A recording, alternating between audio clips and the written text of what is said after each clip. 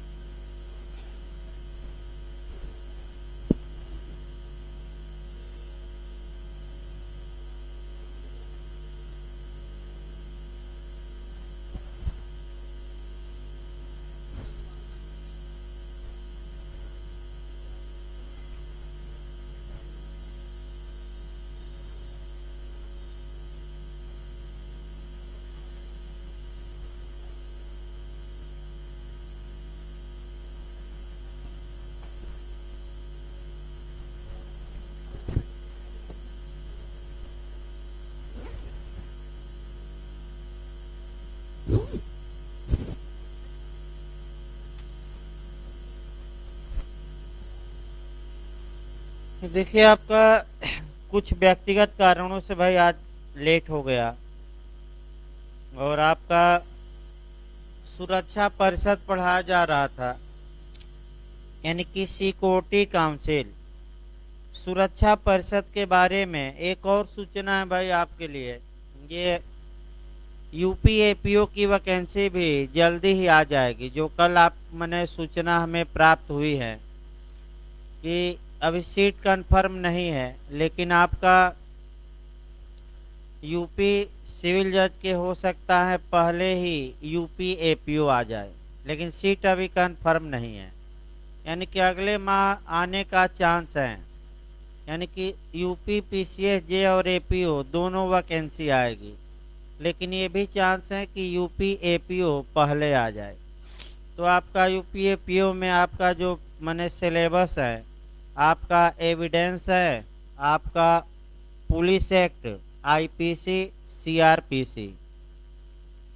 तो आपका एविडेंस चल ही रहा है और सोमवार से आपका ये police act, Uttarakhand police act की जगह आपका आईपीसी लगा दिया जाएगा।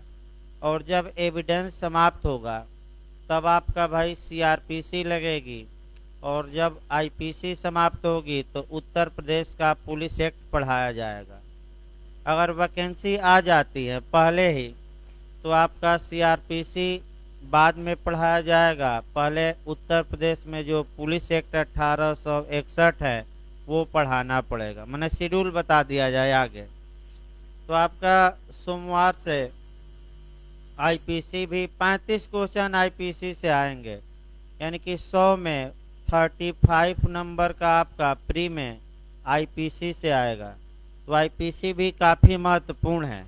और टेक्निकल क्वेश्चन जो बन रहे हैं इस समय वो भी काफ़ी महत्वपूर्ण है, हर एक जगह बन रहे हैं।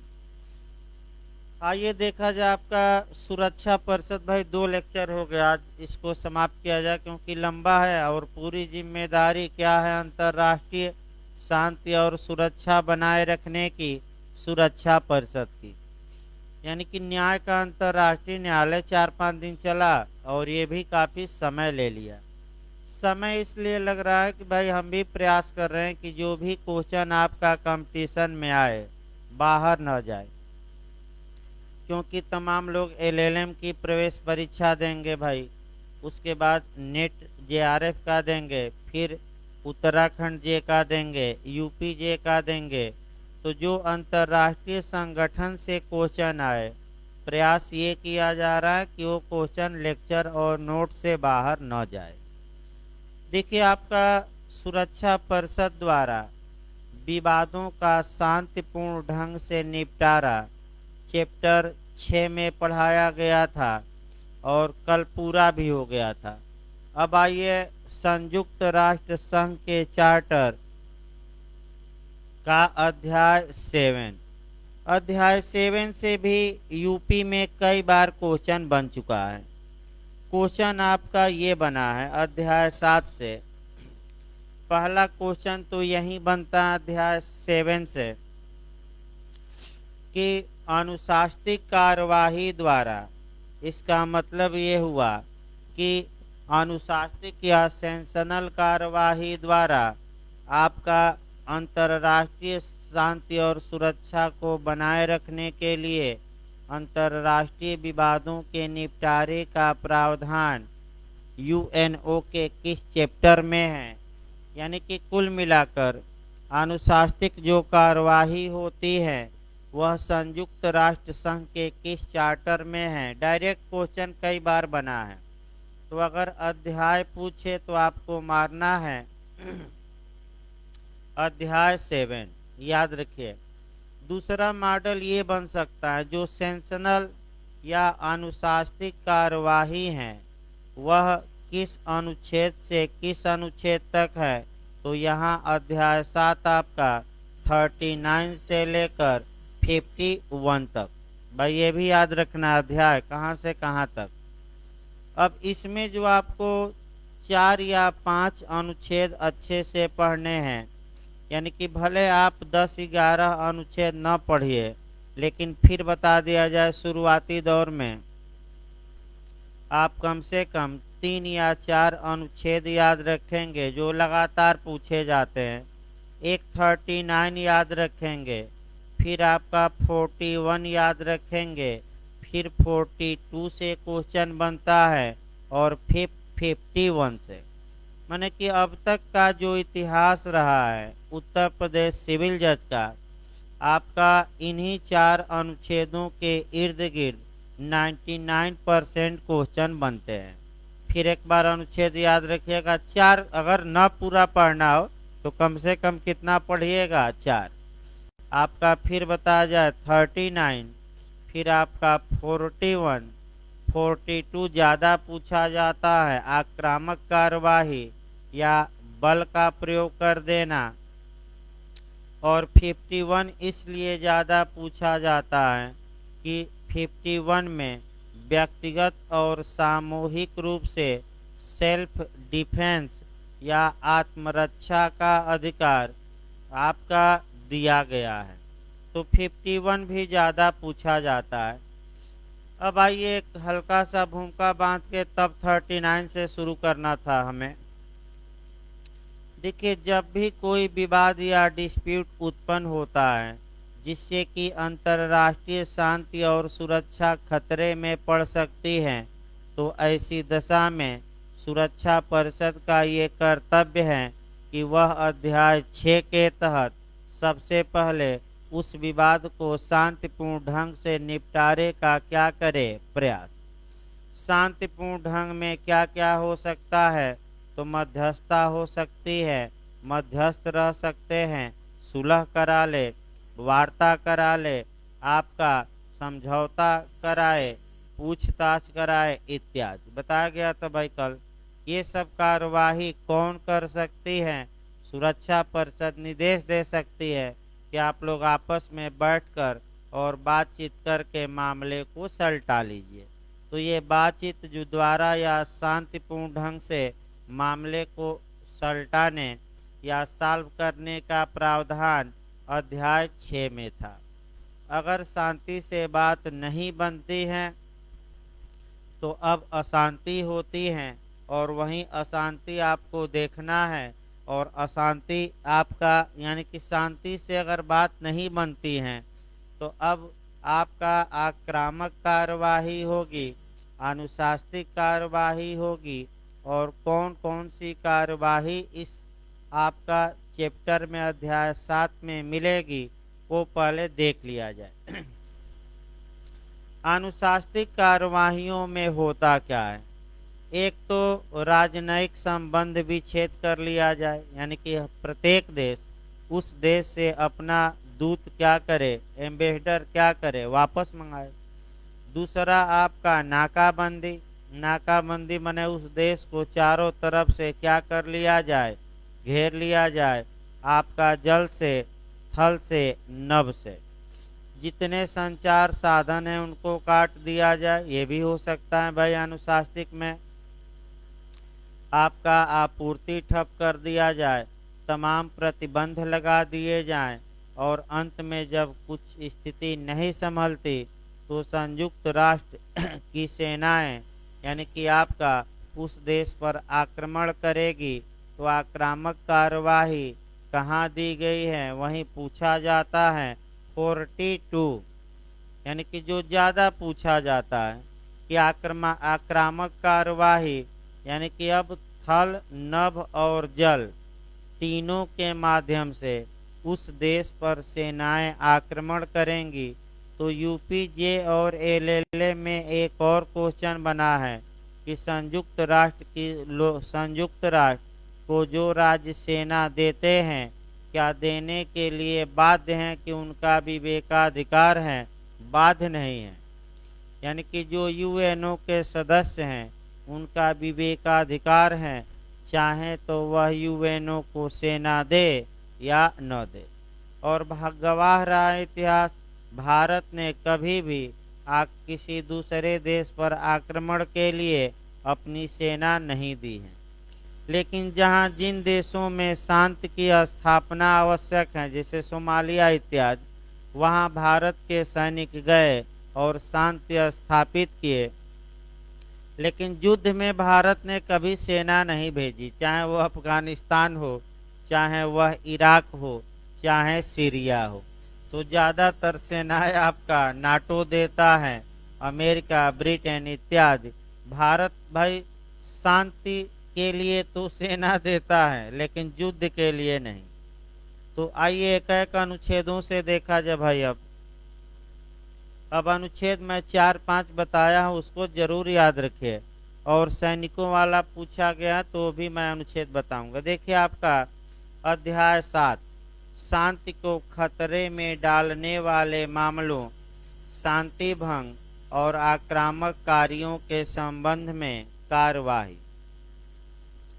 सबसे पहले अनुच्छेद 39 है, सुरक्षा परिषद शांति के लिए खतरे, शांति भंग की स्थिति अथवा आक्रामक कार्य के अस्तित्व के संबंध में निर्णय करेगी और अंतर्राष्ट्रीय शांति और सुरक्षा को बनाए रखने के लिए या पुनः स्थापित करने के लिए सिफारिशें करेंगी, अथवा वह निश्चित करेगी कि अनुच्छेद 41 के अनुसार कार्य किया जाए या 42 के अनुसार। देखिए आपका 3 बातें यहाँ, 2 बातें 3 बातें आई महत्वपूर्ण। शांति के लिए खतरा उत्पन्न हो गया है कि नहीं, इसका निर्धारण किस अनुच्छेद के तहत सुरक्षा परिषद करती है? तो आपका जवाब रहेगा 39। शांति भंग हो गई है कि नहीं, यानी कि अंतर्राष्ट्रीय शांति ब्रीच हो गई है कि नहीं, इसका भी आपका कौन इसका डिसाइड करेगा इस मुद्दे को? सुरक्षा परिषद। और क्या आक्रामक कार्य किया गया है कि नहीं, यानी कि किसी एक देश द्वारा दूसरे देश पर अटैक या आक्रमण किया गया है कि नहीं, इसका भी निर्धारण कौन करेगी? सुरक्षा परिषद। और अब ये सुरक्षा परिषद ये भी निश्चय करेगी कि अंतर्राष्ट्रीय शांति और सुरक्षा बनाए रखने के लिए सिफारिश करेगी राज्यों से, और सिफारिश करेगी अथवा यह निश्चित करेगी कि अनुच्छेद 41 वाली कार्यवाही की जाए कि 42 वाली। तो अगर अनुच्छेद 41 वाली कार्यवाही की जाती है तो अभी युद्ध नहीं हुआ, यानी कि आपका अगर 42 वाली कार्यवाही की जाती है, यानी कि आपका संयुक्त राष्ट्र संघ की सुरक्षा परिषद ने ये डिसीजन ले लिया कि अब सेनाओं द्वारा क्या किया जाएगा? आक्रमण। तो 2 अनुच्छेद महत्वपूर्ण है, आपका 41 भी हुआ और 42। आपका 40 छोड़ दीजिएगा भाई। आपका 41 देखिए, 41 काफी महत्वपूर्ण है। सुरक्षा परिषद अपने निर्णयों को कार्यान्वित करने के लिए ऐसे उपायों के संबंध में निर्णय कर सकती हैं जिसमें सशस्त्र शक्ति का प्रयोग सम्मिलित नहीं होगा। यानी कि इसका मतलब ये हुआ कि शक्ति के प्रयोग किए बिना सिफारिशें करना या अनुशासन लगाना, यानी कि सुरक्षा परिषद ऐसा विनिश्चय कर सकती है कि शक्ति का प्रयोग अभी नहीं किया जाएगा, लेकिन अन्य अनुशास्ति या सेंसन या अन्य शास्ति या सेंसन या अनुशास्ति लगाया जाए। इसका मतलब ये हुआ कि बल का प्रयोग न करने वाले उपाय भी किए गए हैं, लेकिन ये उपाय शांति प्रिय वाले नहीं हैं बल्कि अनुशास्तिक हैं। यानी कि इसका मतलब हुआ कि किसी दूसरे देश पर आक्रमण तो न किया जाए, लेकिन उस देश पर कुछ आपका प्रतिबंध लगाया जाए, यानी कि उस देश से विश्व का संपर्क ही काट दिया जाए। तो इसमें बल का प्रयोग नहीं किया जाता। देखिए क्या क्या किया जाएगा। सुरक्षा परिषद संयुक्त राष्ट्र के संघ के सदस्यों से, यानी कि जो आपका 193 देश हैं, उनसे ये कहेगी कि आप उस देश से अपना पूरी तरह आर्थिक संबंध तोड़ लीजिए। रेल संपर्क है तो रेल संपर्क भी अब क्या करिए, तोड़ लीजिए। समुद्र में से संपर्क है आपका उसका तो तोड़ लीजिए। हवाई जहाज या वायु से संपर्क है वो भी तोड़ लीजिए। डाक को विच्छेद कर दीजिए। तार, रेडियो और जितने संचार साधन हैं आपका वो भी हटा लीजिए, तोड़ लीजिए। और जो आपके राजनयिक संबंध हैं उसको भी अब क्या करें लोग, विच्छेद। यानी कि कुल मिलाकर बल का प्रयोग नहीं किया गया, लेकिन अनुशास्ति लगाई गई। तो ये भी क्वेश्चन आपका बनता है कि बल का प्रयोग न करते हुए अनुशास्ति किस अनुच्छेद में लगाई जाती है। तो आपका जवाब रहेगा अनुच्छेद 41। पूछा जा चुका है ये भी। फिर मैं एक बार बता रहा हूँ भाई, बल का प्रयोग नहीं किया जाता, लेकिन जो राजनयिक संबंध हैं, रेल संबंध हैं, आर्थिक हैं, स्थल से रिलेशन है, समुद्र से, रेडियो, संचार, तार, ये सारे संबंध उस देश से क्या कर लिए जाते हैं, तोड़ लिए जाते हैं। आपका ये बल का प्रयोग अभी सुरक्षा परिषद ने नहीं किया, बल्कि संयुक्त राष्ट्र संघ के देशों से कहा कि इस देश से अब अपना नाता क्या करिए, एक लाइन में तोड़ लीजिए। अब आइए 42 काफी महत्वपूर्ण है। यहाँ बल का प्रयोग होगा, यानी कि आपका बल का प्रयोग होगा और बल का प्रयोग करके आक्रमण किया जाएगा, नाकेबंदी की जाएगी, यानी कि अनुशासनिक कार्यवाही की जाएगी। भाई दो याद रखिए, ऐसी अनुशासनिक कार्यवाही या सेंसनल एक्शन जिसमें फोर्स का प्रयोग न किया जाए, अगर न किया जाए पूछे तो आपका 41 मारिएगा। और अगर ये क्वेश्चन पूछे कि ऐसी अनुशासनात्मक अनुशासनिक कार्यवाही जिसमें बल का प्रयोग शामिल है, तो तुरंत एक आर्टिकल आगे बढ़ जाइएगा, कौन सा, 42। ये क्वेश्चन बहुत ज़्यादा बना है, मैं फिर बता दूं भाई, आपका 41 और उससे भी ज़्यादा बार आपका बना है अनुच्छेद 42। आइए 42 में दिया क्या गया है, तब आपका अनुशासनिक कार्यवाही देखिए 42 भाई। यदि सुरक्षा परिषद यह विचार करती है कि अनुच्छेद 41 में जिन उपायों की व्यवस्था की गई है वे अपर्याप्त होंगे अथवा अपर्याप्त प्रमाणित हुए हैं। तो पहले तो इसी दो शब्दों को मथना है। अगर सुरक्षा परिषद का यह विचार है कि आर्टिकल 41 में जो उस देश से जिससे अंतर्राष्ट्रीय शांति और सुरक्षा को खतरा उत्पन्न हो गया है और उस देश से यदि सारे संबंधों को तोड़ लिया जाए, तो ऐसी दशा में अब वे उपाय अपर्याप्त होंगे। इसका मतलब ये हुआ कि अगर सारा रिलेशन उस देश से तोड़ लिया जाए तब भी अंतर्राष्ट्रीय शांति और सुरक्षा को कायम नहीं रखा जा सकता।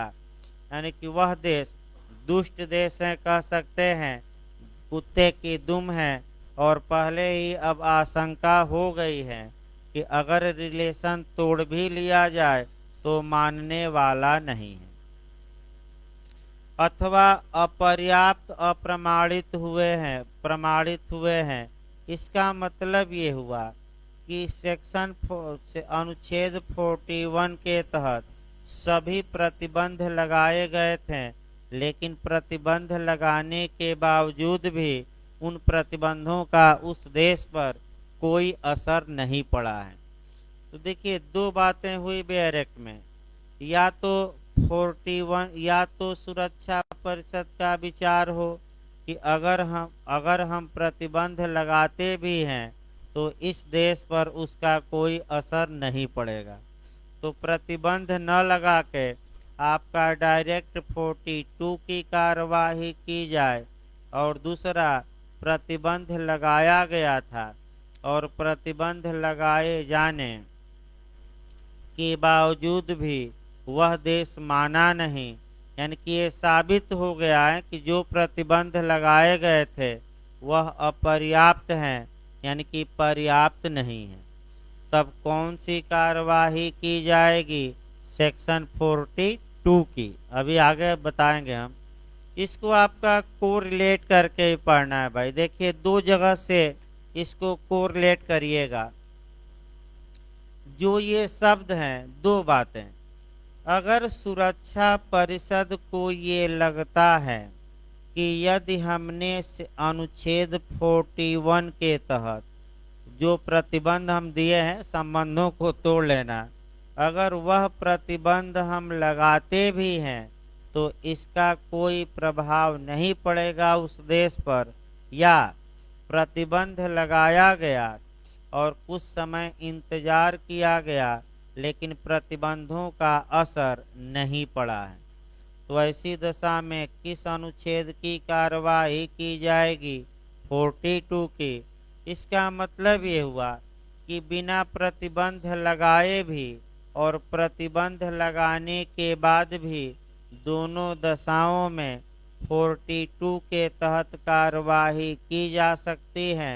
इसी को आपका दो एंगल से पढ़ना है, एक समन वारंट सीआरपीसी में और दूसरा आपका उद्घोषणा और कुर्की प्रोकुमुलेशन और अटैचमेंट। बहुत पूछा जाता है। देखिए, आपका सीआरपीसी की धारा 87 इसी ऐसे ही है कि अगर न्यायालय को विश्वास हो जाए कि अगर हम समन भी जारी करेंगे तो ये बदमाश आएगा नहीं, तो भाई समन जारी ही न किया जाए, डायरेक्ट क्या जारी कर दिया जाए? वारंट गिरफ्तारी का। 87 सीआरपीसी।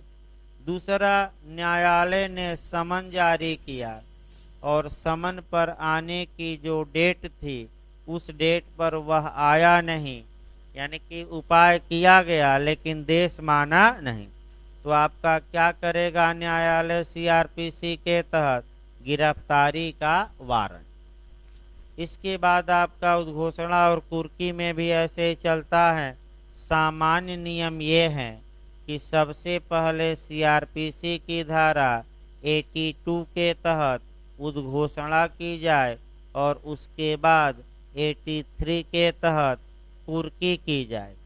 लेकिन अगर लगता है कि संपत्ति लेकर भाग जाएगा या बेच उच कर भाग जाएगा तो अब न्यायालय इंतजार न करे और उद्घोषणा और कुर्की का आदेश क्या दे सकता है? साथ साथ, एक साथ या साथ साथ।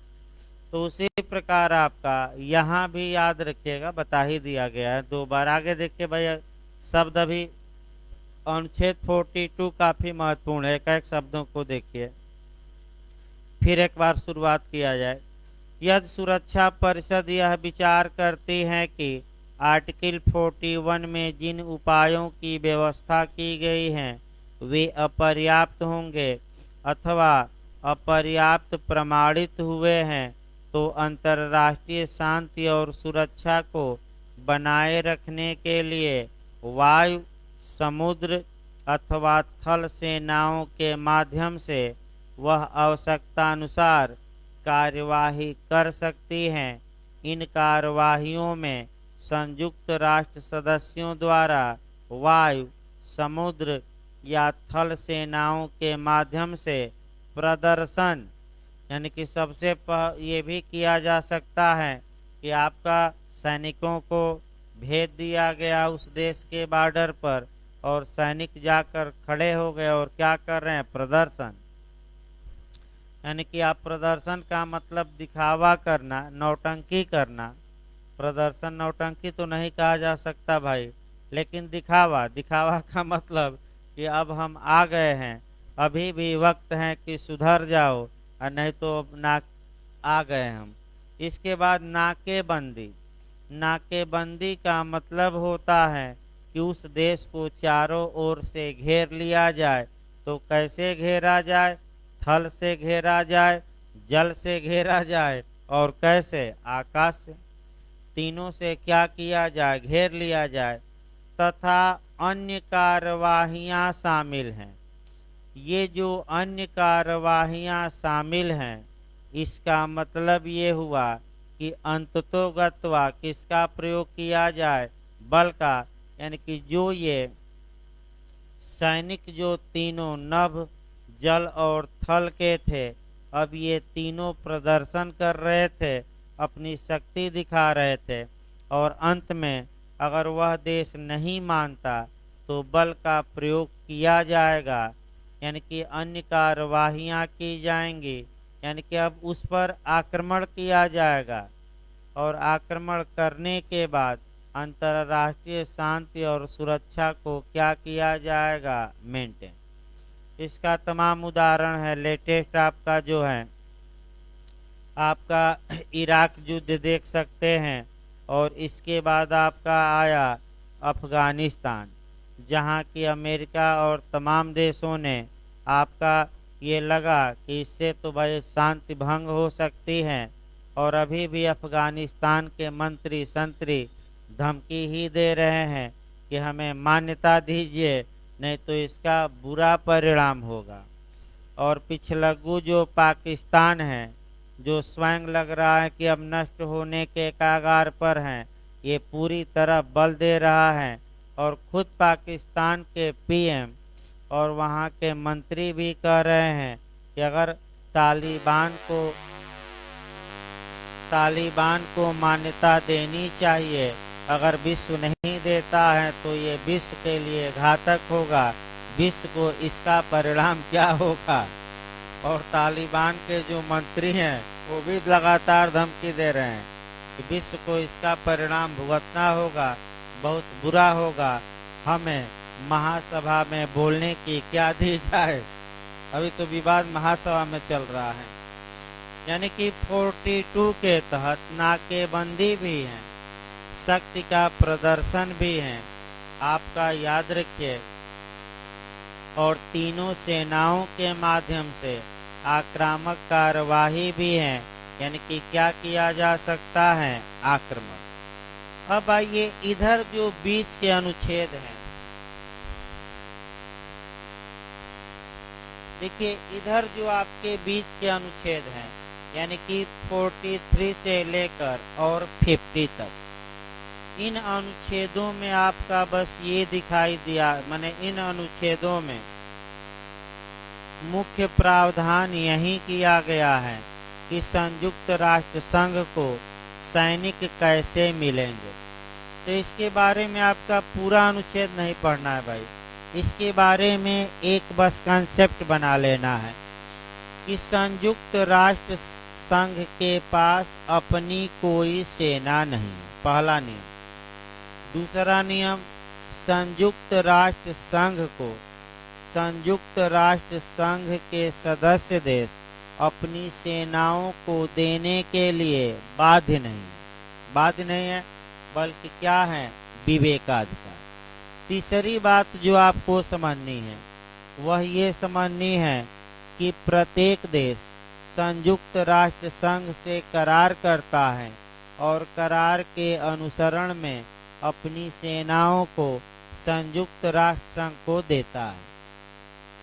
चौथी बात जो समझनी है आपको, इसके लिए एक आपका समिति बनी है और वह समिति हमेशा प्रयास करती है, देशों से समझौता कराने का प्रयास करती है। यानी कि एक कमेटी बनी है और वह जो कमेटी होगी उसका कार्य ही होगा कि वह आपका माने अन्य राज्यों से बातचीत करे और सैनिक उपलब्ध कराने के बारे में करारों को करे। यानी कि कुल मिलाकर आपका एक लाइन जानिए कि संयुक्त राष्ट्र संघ जब आक्रामक कार्यवाही करता है या कहीं शांति बहाली या इत्यादि करता है तो उसके पास कोई सेना नहीं होती। जो ये संयुक्त राष्ट्र संघ के सदस्य हैं वहीं उसको क्या देते हैं, सेना।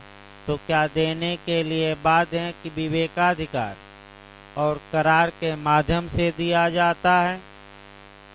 तो अगर हम व्यवहार में देखें तो व्यवहार में दो चार देशों की सेनाएं ही ज़्यादा दिखती हैं। एक आपका अमेरिका हो गया, दूसरा ब्रिटेन हो गया, तीसरा फ्रांस हो गया। इन देशों की सेनाएं ज़्यादा दिखती हैं और देखे भी होंगे कहीं भी चीन की सेना जल्दी नहीं दिखेगी, रूस की सेना भी जल्दी नहीं दिखेगी, पाकिस्तान की भी नहीं और भारत की भी नहीं। लेकिन जहां शांति स्थापित करना हो, युद्ध न करना हो, वहां भारत अपने सैनिक भेजता है।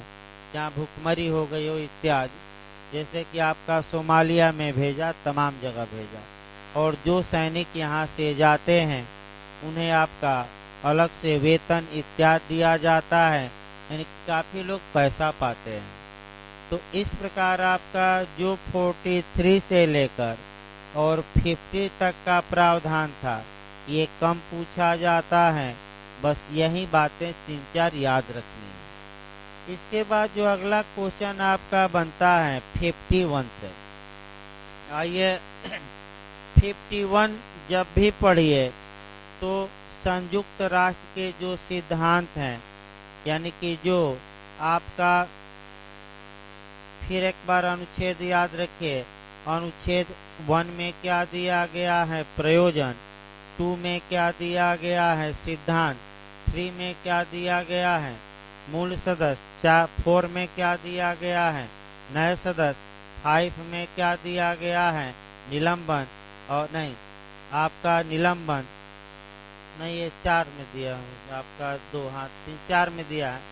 5 में आपका निष्कासन नहीं, हाँ 5 में निलंबन, 6 में निष्कासन, 7 में अंग और 8 में स्त्री पुरुष की समानता। तो जो सतर्क आपका अनुच्छेद 2 से सतर्क रहना है। देखिए आपका अनुच्छेद 2 कौन सा खंड भी बताना पड़ेगा ना, इसके साथ बल का प्रयोग न करने का सिद्धांत। एक सेकंड, 4 में है।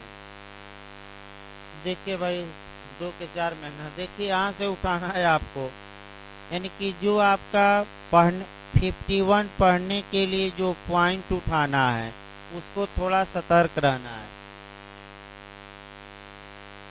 देखिए यहाँ से पढ़ते समय उठाइएगा, अनुच्छेद 2 का क्लाज 4 पढ़िएगा पहले, उसके बाद आपका 51 पढ़िएगा। और जब ये आपका पढ़ेंगे तो आईपीसी की धारा 96 से लेकर 106 पढ़िए, तब बिल्कुल कॉन्सेप्ट जो है आपका क्लियर रहेगा। तो देखिए आपका पहले आईपीसी पढ़ाया जाए और तब आपका संयुक्त राष्ट्र संघ पर आया जाए, क्योंकि जब संयुक्त राष्ट्र संघ चलेगा तो आपका 2 का पहले 4 हम बताएंगे और फिर 51 आपका जो सेल्फ डिफेंस या आत्मरक्षा का सिद्धांत पूछा गया है कई बार कि आत्मरक्षा का सिद्धांत कहाँ दिया गया है, यूएनओ चार्टर में तो आपका क्या जवाब रहेगा? 51। भाई गलत ना हो, ये सब लगातार क्वेश्चन आ रहे हैं। जाकर एक बार कम से कम साल पेपर भी देखिए, घुमा भी दे रहा है कि कब बल का प्रयोग किया जा सकता है, तो आत्मरक्षा में। अब देखिए आपका पहले आईपीसी से कॉन्सेप्ट बनाइए, एक दिन मैं बताया भी था, फिर बनाइए। देखिए आपका सामान्यतः यह राज्य की जिम्मेदारी है या राज्य का कर्तव्य है कि वह व्यक्तियों के जान माल की रक्षा करे, यानी कि व्यक्तियों के आपका शरीर और संपत्ति की रक्षा करे। राज्य सक्षम भी है, राज्य रक्षा भी करता है, लेकिन शमसुल हुदा कहते हैं कि राज्य चाहे कितना ही बड़ा क्यों न हो, ये संभव ही नहीं है कि प्रत्येक अपराधी के पैरों तले पुलिस खड़ा कर सके। अतः राज्य ने लोगों को यह अधिकार दिया है कि जहां राज्य की सहायता उपलब्ध न हो, वहां वह व्यक्ति अपने बचाव में, अपने शरीर और संपत्ति के बचाव में वह सब कुछ कर सकता है जो उसे करना चाहिए। ये शमसुल हुदा का कोटेशन अभी कहीं आया था भाई, देखिए ये कोटेशन किसी कंपटीशन में अभी आया था। मैंने कोटेशन आपका पहले आईपीसी में नहीं पूछे जाते थे, लेकिन अभी मैं देख रहा था, कोई मैंने अब याद नहीं आ रहा है, लेकिन कोई भेजा था व्हाट्सएप पर पेपर, और ये आपका कोटेशन दिया था कि ये कोटेशन किसका है। तो भाई अब देखिए थोड़ा बहुत आपका मॉडल चेंज हो रहा है। फिर एक बार इसको देखिए, ये जो हमने बात बताई आपका आईपीसी की धारा 99 में समाहित है। 99 आपका ये बताता है कि जहां राज्य की सहायता उपलब्ध हो, किसके लिए? शरीर और संपत्ति की सुरक्षा के लिए, वहां आपका आत्मरक्षा का अधिकार, प्राइवेट प्रतिरक्षा का अधिकार कहिए, प्राइवेट डिफेंस का आपका अधिकार कहिए, या प्राइवेट या व्यक्तिगत रक्षा का अधिकार कहिए, ये उपलब्ध नहीं होगा। लेकिन फिर याद रखिए, जहां राज्य की सहायता प्राप्त न हो, वहां ये अधिकार हमें क्या होगा? प्राप्त होगा। ये आपका कहां से कहां तक प्राइवेट प्रतिरक्षा या आत्मरक्षा का सिद्धांत समाहित है? तो आईपीसी में कहां से कहां तक?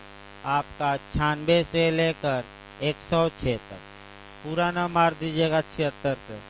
76 से 95 सामान्य बचाव, और आपका 96 से 106 प्राइवेट प्रतिरक्षा। अब यहीं आइए, संयुक्त राष्ट्र संघ को जब भी पढ़िएगा तो 2 के क्लास 4 से पढ़िएगा। देखिए संयुक्त राष्ट्र संघ के आपका प्रिंसिपल दिए गए हैं, सिद्धांत दिए गए हैं आर्टिकल 2 में। कितने सिद्धांत दिए गए हैं? 7, और 7 सिद्धांत रट कर जाना है, उसमें अंदर से पूछा जाता है। 7 सिद्धांतों में जो चौथा सिद्धांत है वह ये सिद्धांत है कि संयुक्त राष्ट्र संघ के सभी सदस्य एक दूसरे को वचन देते हैं कि वह आपका दूसरे पर कोई आक्रमण नहीं करेंगे या बल का प्रयोग नहीं करेंगे। लेकिन ये विधि का पूर्ण नियम नहीं है, इसका अपवाद है। और एक्सेप्शन कौन है? 51, जहाँ की कोई देश अपनी आत्मरक्षा में बल का प्रयोग कर सकता है। तो भाई बल का प्रयोग न करना, ये कहाँ सिद्धांत दिया गया है? 2 के क्लास 4 में। और इसका एक्सेप्शन कहाँ दिया गया है? 51। तो कब बल का प्रयोग किया जा सकता है? सीधा क्वेश्चन। तो बस एक शब्द याद रखिएगा, हमेशा नहीं, कब किया जा सकता है? आत्मरक्षा में। आत्मरक्षा का सिद्धांत किस में समाहित है? 51। 2 मॉडल बनते हैं। अब आइए 51 निकाल लीजिए बैरक भाई, आपका यहाँ से भी क्वेश्चन बना है। आत्मरक्षा का सिद्धांत। देखिए 51, संयुक्त राष्ट्र के किसी सदस्य के विरुद्ध सशस्त्र आक्रमण होने की स्थिति में प्रस्तुत घोषणा पत्र से व्यक्तिक अथवा सामूहिक आत्मरक्षा के सहज अधिकार को तब तक कोई क्षति नहीं पहुंचेगी, यानी कि तब तक अभी छोड़ दीजिए, वो आगे बढ़ जाएगा, इतना तक भाई पढ़िए। यानी कि संयुक्त राष्ट्र संघ का कोई सदस्य देश है और आपका उसके विरुद्ध सशस्त्र आक्रमण होता है, यानी कि हथियारों से लैस होकर क्या किया जाता है, आक्रमण, तो ऐसी दशा में क्या वह अपनी आत्मरक्षा का हक रखता है कि नहीं रखता है, और किस अनुच्छेद में रखता है, 51 में। दूसरा जो मॉडल यूपीजे में बना है कि आत्मरक्षा का अधिकार व्यक्तिगत रूप से उपलब्ध होगा, सामूहिक रूप से उपलब्ध होगा, दोनों, और इनमें से कोई नहीं। तो बताइए बेयर के अनुसार आप क्या मारेंगे? हाँ देखिए यही आपका तोड़ना भी है, और कोई भाई बेयर एक्ट में बातें लिखी गई हैं, बस उन बातों को किस मॉडल से पूछा जा सकता है और कैसे आपको क्वेश्चन पकड़ना है, ये भी क्वेश्चन आ चुका है कि आत्मरक्षा का अधिकार क्या है, या आत्मरक्षा का अधिकार है आपका कह सकते हैं व्यक्तिगत रूप से उपलब्ध है, सामूहिक रूप से, दोनों, इनमें से कोई नहीं, तो आपका दोनों मारिए। अब पहले व्यक्तिगत समझ लिया जाए तब सामूहिक। मान लीजिए कि भारत पर पाकिस्तान आक्रमण कर देता है, तो ऐसी दशा में आपका व्यक्तिगत मतलब कि केवल भारत ही निपट ले, और सामूहिक का मतलब ये हुआ कि भारत का सहयोग करने के लिए अमेरिका आ जाए, रूस आ जाए, फ्रांस आ जाए, और सब मिलकर क्या करें, पाकिस्तान पर अटैक करें, तो ये सामूहिक हो गया। सामूहिक मतलब कई देश मिलकर और एक देश की रक्षा करेंगे। अब आप लोग थोड़ा आईपीसी में बताइए, स्वयं की रक्षा करने का अधिकार आईपीसी देती है कि अन्यों की रक्षा का अधिकार, की दोनों? हाँ बिल्कुल सही बता रहे हैं भाई, यानी कि स्वयं को बचाइए और समाज को भी। तो उसी प्रकार स्वयं अपनी प्रतिरक्षा करिए, और आपकी रक्षा करने के लिए आप क्या कर सकते हैं, अन्य देश भी आपके साथ आ सकते हैं और वह आपकी क्या करेंगे, रक्षा। भाई दोनों एक साथ चलते रहिए जहाँ जहाँ कोरिलेशन है। आइए आगे देखा जाए कि कब कोई देश सशस्त्र आक्रमण होने पर आत्मरक्षा के अधिकार से वंचित हो जाता है। तो आप लोग फिर आईपीसी में इसको जोड़ लीजिए, कब किसी व्यक्ति को प्राइवेट प्रतिरक्षा का अधिकार नहीं होगा। तो आप लोग बताइए किस धारा में सीमा दी गई है, लिमिटेशन दी गई है, कौन सा धारा है आईपीसी? 99। भाई यानी कि आईपीसी की धारा 99 ये बता देती है कि सीमा बताती है, लिमिटेशन बताती है कि आपको कब प्राइवेट प्रतिरक्षा का हक नहीं होगा, और होगा भी तो 99 की सीमा का हमेशा क्या करना पड़ेगा, पालन। फिर 51 को आगे बढ़ा जाए भाई आपका, देखिए आगे फिर एक बार देखिए, अभी एक ही लाइन में इतना क्वेश्चन बताया गया।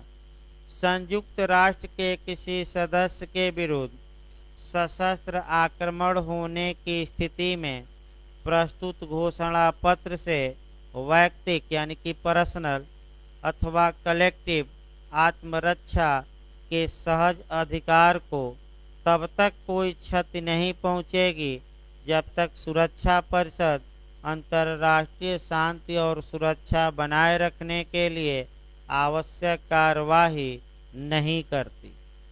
और इसके बाद दिया है आत्मरक्षा के इस अधिकार का प्रयोग करते हुए सदस्य जो उपाय अपनाएंगे उनकी तुरंत रिपोर्ट वह सुरक्षा परिषद को दी जाएगी और इससे इस घोषणा पत्र के अधीन सुरक्षा परिषद के इसी अधिकार और उत्तरदायित्व पर किसी प्रकार का विपरीत प्रभाव नहीं पड़ेगा कि वह किसी भी समय अंतर्राष्ट्रीय शांति और सुरक्षा बनाए रखने या उसके पुनः स्थापन के लिए आवश्यक कार्यवाही न करे।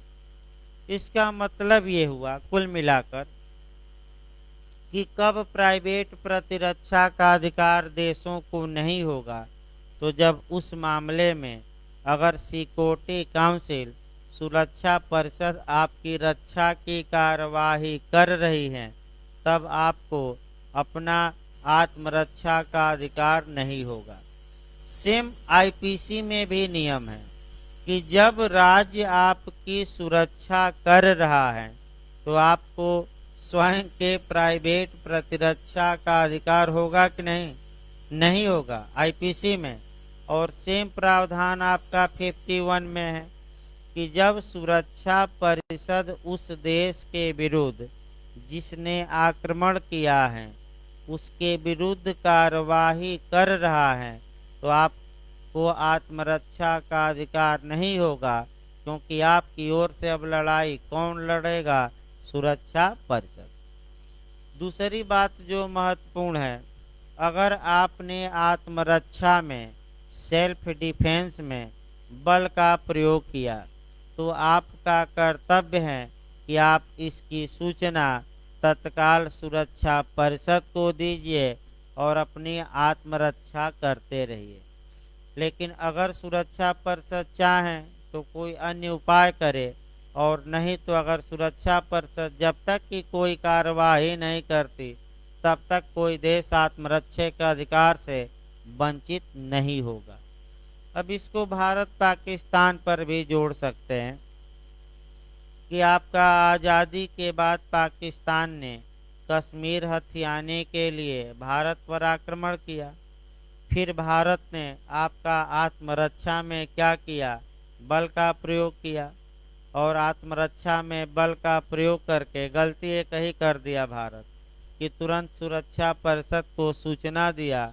मामला सुरक्षा परिषद में पहुंचा तो सुरक्षा परिषद ने आपका निर्णय दिया कि स्टेटस क्यू बनाए रखा जाए, यथा स्थिति बनाई रखी जाए, यानी कि जहां जो है वहीं ठहर जाए। और आज भी इतने सालों के बाद वहीं लोग क्या हैं, दोनों देश की सेनाएं ठहरी हैं, यानी कि उस समय जहां ठहरी थी आज भी क्या है। अगर भारत नहीं जाता, 2-4 दिन लेट कर जाता, तो भाई सैनिक कह ही रहे थे कि हम आगे बढ़ जाते और पूरे कश्मीर पर क्या कर लेते, आपका कब्जा कर लेते। लेकिन आपका वो अलग बात है कि उस समय क्या स्थिति थी क्या नहीं भाई। तो इस प्रकार आपका 51 जो अनुच्छेद था भारत से जोड़कर बताया गया। अब इधर आगे देखिए आपका कि कुछ अनुच्छेद आपको अब इधर नहीं पढ़ने हैं, मैं बता दूं। यानी कि आपका अब कुछ जो चैप्टर होंगे वह आप छोड़ेंगे, तो अध्याय 9 छोड़ देना है। अध्याय 10 मैं बता चुका हूँ भाई, अध्याय 9 न पढ़िएगा। इस हाँ क्या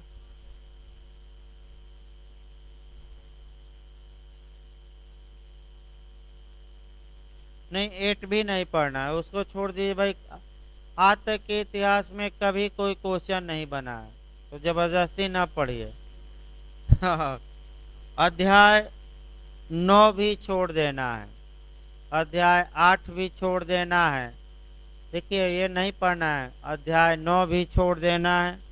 फिर 10 में आर्थिक सामाजिक परिषद पढ़ा चुका हूँ। फिर अध्याय 11 भी छोड़ दीजिएगा, अध्याय 12 भी नहीं पढ़ना है, अध्याय 11 भी नहीं पढ़ना है, अध्याय 12 भी नहीं पढ़ना है। इसके बाद 13 मैं पढ़ा चुका हूँ, लिखवा भी दिया गया न्यायता परिषद, ये पढ़ाया जा चुका है। अध्याय 13 लिखवा भी जा चुका है। अध्याय 14 भी पढ़ाया जा चुका है, लिखवाना है। अध्याय 15 पढ़ाया जा चुका है, लिखवा दिया गया है। अध्याय 16 पढ़ना है। देखिए आपका भाई अध्याय 16 से फिर क्वेश्चन बनता है। निकाल लीजिए चैप्टर 16।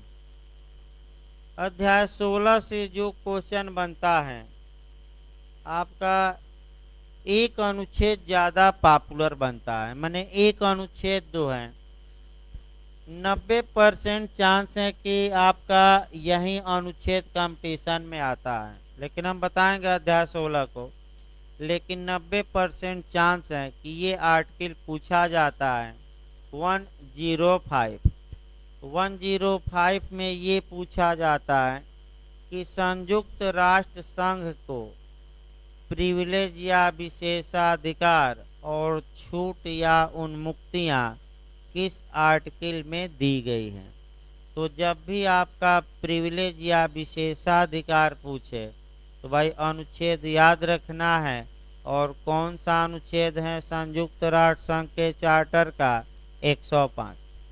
देखिए इसीलिए आपका फिर एक बार समझिए, जब भी इस अनुच्छेद को पढ़िएगा तो उसी बेयरक पर कोरिलेट कर लेना चाहिए। सबसे अच्छा तरीका है 105 105। आपका दो जगह पढ़ना है। ये यूएनओ चार्टर का अनुच्छेद 105 है और ये भारत के संविधान का अनुच्छेद 105 है। दोनों में प्रिविलेज ही दिया गया है, विशेषाधिकार या छूट ही दी गई है। लेकिन अंतर ये है कि इस अनुच्छेद 105 अनुच्छेद में जो संयुक्त राष्ट्र संघ का है उसमें संयुक्त राष्ट्र को दिया गया है विशेषाधिकार, और जो भारत का संविधान का कौन सा अनुच्छेद है 105, इसमें भारत में विशेषाधिकार दिया गया है। सबको नहीं, संसद और उनके सदस्यों को। और यही राज्य विधानमंडल जब पढ़िएगा तो आपका संविधान का अनुच्छेद 194 पढ़ना पड़ेगा। और यहीं जब राष्ट्रपति और राज्यपाल पढ़ेंगे तो अनुच्छेद 361 पढ़ेंगे। कौन सा अनुच्छेद? 361। इतना जरूर याद रखिएगा। इसके बाद आपका इसी को कोरिलेट करके एविडेंस में भी पढ़ना है प्रिविलेज या विशेषाधिकार। और वह जो एविडेंस में पढ़ेंगे, जो हम साक्ष्य अधिनियम में पढ़ेंगे, वह 121 से लेकर 132 कहाँ से कहाँ तक हम लोग पढ़ेंगे? आपका 121 से लेकर कहाँ तक? 132। इसको मैंने सोमवार को पढ़ाया जाएगा। देखिए आपका ये 101 से हम शुरू करेंगे अध्याय 16 से, क्योंकि अब आपका छूटे फटके प्रावधान बचे हैं जहाँ से क्वेश्चन बनते हैं। देखिए आपका जो सोमवार को शेड्यूल रहेगा भाई बता दिया जाए, तब आपका अभी 15-20 मिनट बाद एविडेंस चलेगा। चूंकि अंतर्राष्ट्रीय संगठन अभी 5-6 दिन लग सकता है, हमें लगता है कि अभी लिखवाना भी है और आपका 2 चैप्टर अभी पढ़ाना है। एक तो 17 विशिष्ट एजेंसियां और दूसरा अंतर्राष्ट्रीय अपराध न्यायालय है। तो इसमें आपका अंतर्राष्ट्रीय अपराध न्यायालय में भी 128 अनुच्छेद हैं, तो कम से कम 2 दिन लग जाएगा। मैंने छांट के भी हम पढ़ाएं तो 2 दिन। और आपका विशिष्ट एजेंसियों में भी 1-2 दिन।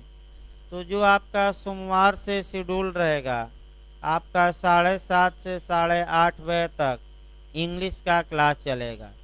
तो जो लोग इंग्लिश पढ़ना चाहते हैं, 7 बजे बहुत जल्दी हो जाती थी, तो 7:30 बजे रखा गया है।